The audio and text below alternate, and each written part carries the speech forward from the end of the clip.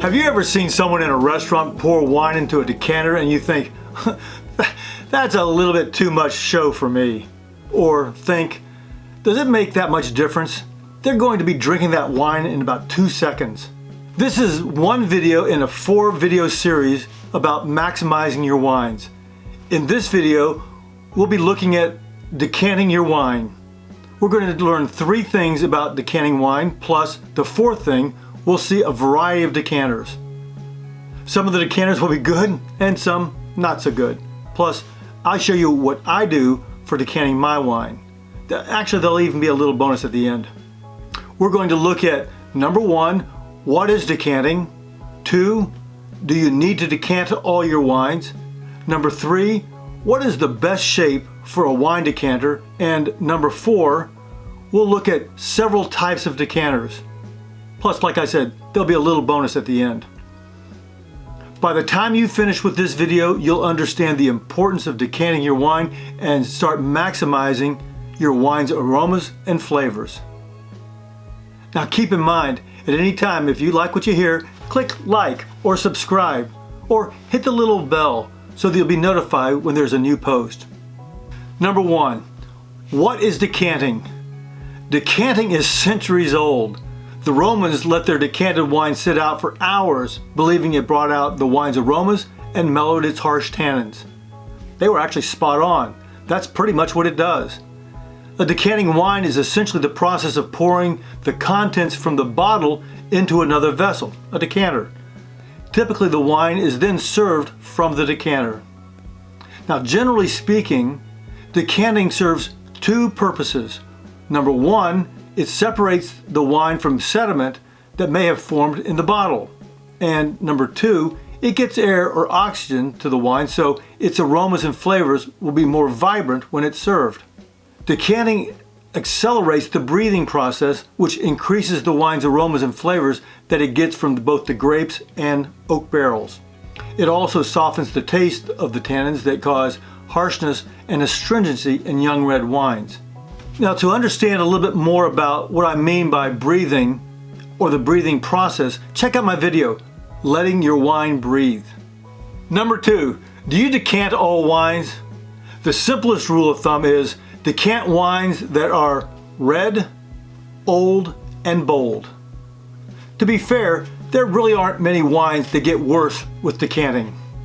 As far as white wines are concerned, when white wines are vinified or produced in contact with their skins, then decanting may improve them the same way it improves many red wines. Any skin contact wines will benefit. Decanting softens their tannins. Also, to warm up a white wine coming straight out of the fridge, pour it into a room temperature decanter. Now, when it comes to wines in general, the rule of thumb that I mentioned earlier is the way to go. Both old and bold wines will benefit from decanting, but for different reasons. The reason for decanting old wine is to remove the juice from the sediment that has collected in the bottom over time. This is a good idea for reds 5 or 6 years old or older. To decant these aged reds, you've been storing it on its side, so what you want to do is you want to stand the bottle straight up for several hours or even a day before consumption. This lets the sediment fall to the bottom.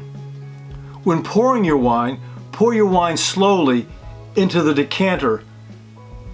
Tilt the bottle and stop pouring when you see the sediment or cloudiness reach the shoulder or the neck.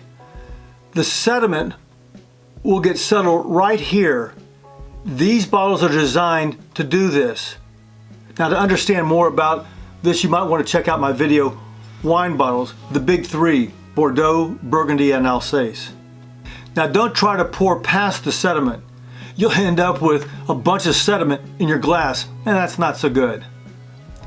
With these older wines, older than 5 or 6 years old, once the juice is removed from the sediment, the decanting process is over and the wine is ready to drink. Now listen to this. This is really important. Don't leave your old wines out to breathe. This will shorten its consumption window. Now, for big, bold, young reds, the purpose of decanting is different. It's to introduce oxygen to the wine. When it comes in contact with oxygen, the aromas and flavors become stronger, making it easier to assess and enjoy. When you decant young, bold reds, pour the wine quickly. Let the wine get plenty of air mixed into it.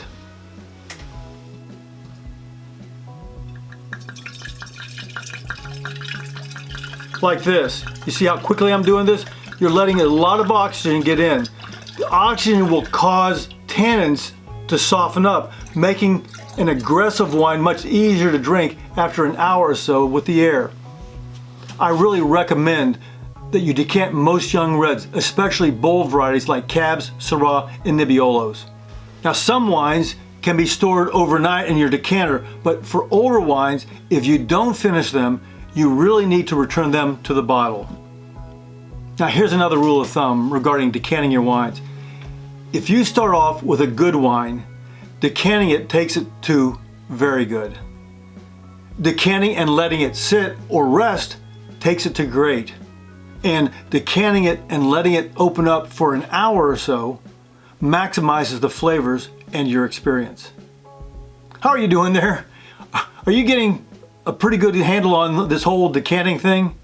If you are, pause the video for a moment and let me know by writing Asti in the comments below. So number 3 is, what's the best shape for wine decanter? If your main goal is aeration, to get air to the wine, then a wide neck decanter is recommended. This will allow more oxygen to get into the decanter so that the wine aerates faster and more effectively. They're definitely easier to clean than thin neck versions. Wide neck decanters are the most popular and will work well with most wine drinkers. The size of the opening will obviously determine how much air and therefore oxygen is going to reach the wine. But that isn't the only measurement that counts. The size of the decanter bowl is very important. The bowl is the bottom part of the decanter where the wine sits. The more wine surface area there is, the more contact between the wine and the oxygen. The greater the surface area, the less time you'll need to decant your wine. Number 4, types of wine decanters. I'm going to show you very quickly a wide variety of different kinds of decanters. You'll see 2 different things as you look at the different decanters. Number 1 is the form versus number 2, the function. Said another way, do you want your decanter to look really cool, or do you want it to be effective and work well? As we look at them, you want to apply the 2 principles that we looked at earlier. Number 1, broad opening, and number 2, large bowl. You'll see these initial decanters are much more functional. They're more traditional decanters. They have the wider openings and broader bowls. Some of the very broad bowl decanters that we see here can be very awkward. You almost have to turn the decanter upside down to get the last glass of wine out of it. I don't care for those very much, but they're very effective. Now, these are more modern contemporary decanters. You'll also find decanters of every shape, form, and size. If a piece of glass can be blown and formed in a way to hold liquid, it could end up being a decanter. Now, that's not to say that it would be a functional decanter, but it could be a decanter. Some of these more modern shapes are very popular and make a visual statement as you serve your wine. So we just saw a very small sampling of some decanters to give you an idea of what's out there. Let me show you what I do.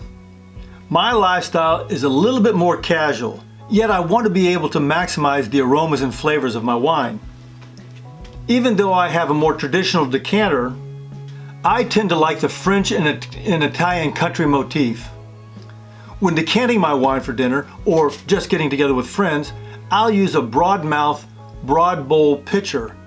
For me, it's all about allowing the wine to maximize its aromas and flavors, but still have something that visually expresses my personality.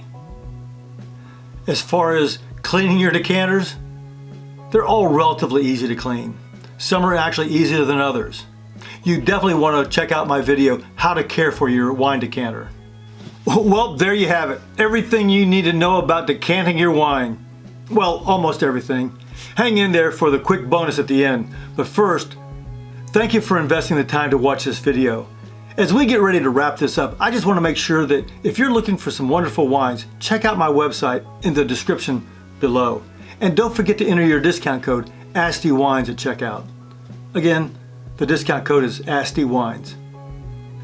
Are you ready for the special bonus? Do you know what double decanting is? It's basically pouring your wine into a decanter and then back into a bottle or pitcher or any other vessel. So you single decant your wine, especially older vintages, so you won't get a glass full of sediment as you near the end of the bottle. It's a good idea to double decant younger, bold wines, particularly those that have high tannin levels.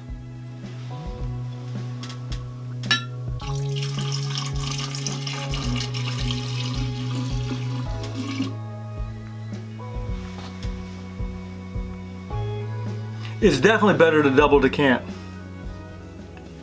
If you think about it, especially for special get-togethers, give your big wines at least 1 hour to open up, if you can. Well, there you have it. Everything you need to know about decanting your wine. Thanks for watching, and don't forget to hit subscribe and ring the little bell to be notified when I post these new videos every Tuesday and Friday. Click the like button if you got something out of this video. Also, if there's someone you know that's interested in wine, make sure you share this video with them. I'd really appreciate that, and I believe they would too. Folks, I look forward to seeing you in the next episode. Until next time, cheers.